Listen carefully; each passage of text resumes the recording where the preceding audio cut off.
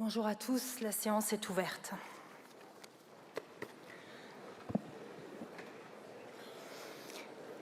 Mesdames et messieurs les membres du gouvernement, mesdames et messieurs les députés,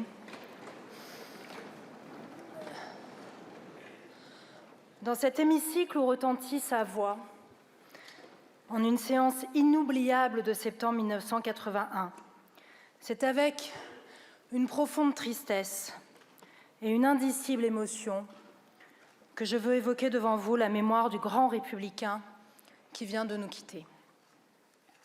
Robert Badinter, pourtant, semblait immortel.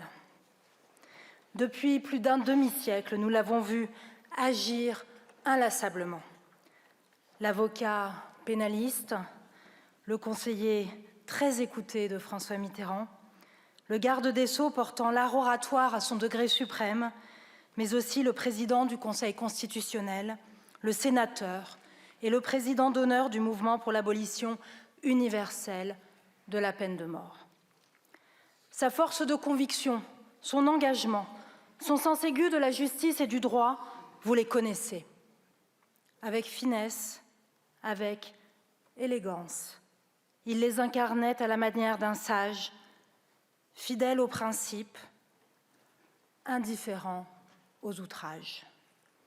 Homme de culture, amoureux des livres et des anciens manuscrits, Robert Badinter puisait dans l'histoire les modèles exigeants qu'il se donnait. De Victor Hugo, il aimait à citer cette phrase : « Le droit qu'on ne peut retirer à personne, c'est le droit de devenir meilleur. » Aussi considérait-il avec Hugo la peine de mort comme le signe spécial et éternel de la barbarie.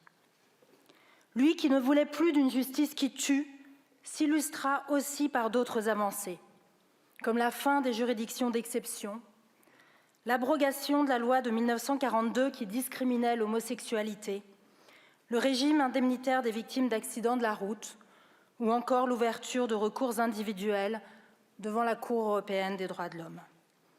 Dans tous ces combats, le souci d'une pleine justice orientait et déterminait l'action publique. Humaniste avec Hugo, il était socialiste à la façon de Jaurès qui disait « La République a vaincu parce qu'elle est dans la direction des hauteurs et que l'homme ne peut s'élever sans monter vers elle. Ceux qui depuis un siècle ont mis très haut leur idéal ont été justifiés par l'histoire. » Oui, Robert Badinter allait à l'idéal par les chemins de crête. Enfant de la République, dont la famille avait fui la Bessarabie et ses persécutions, il savait la puissance émancipatrice de l'universalisme républicain et à son tour l'a fait vivre. À nous de continuer son œuvre, à nous de suivre son magnifique exemple.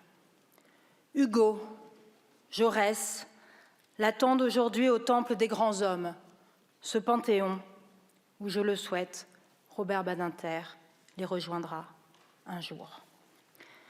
À son épouse, Elisabeth, à ses enfants, à ses amis et à ses proches, au nom de la représentation nationale et en mon nom personnel, j'adresse nos condoléances attristées. Mesdames et messieurs les membres du gouvernement, mesdames et messieurs les députés, en mémoire de Robert Badinter et en son hommage, je vous demande de bien vouloir observer une minute de silence.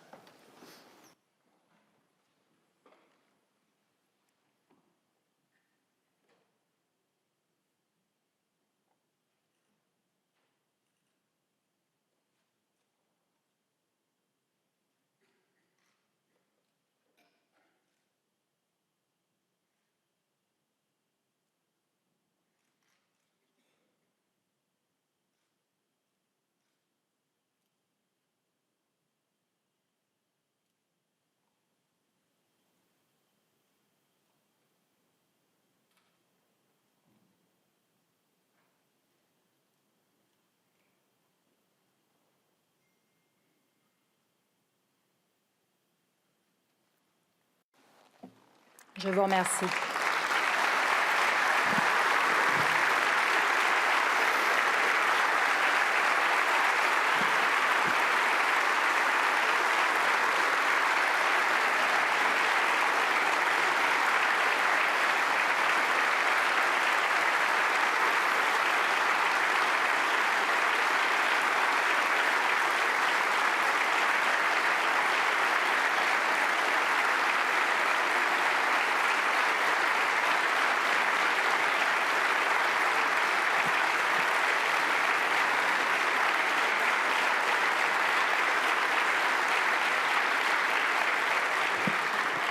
Je vous remercie.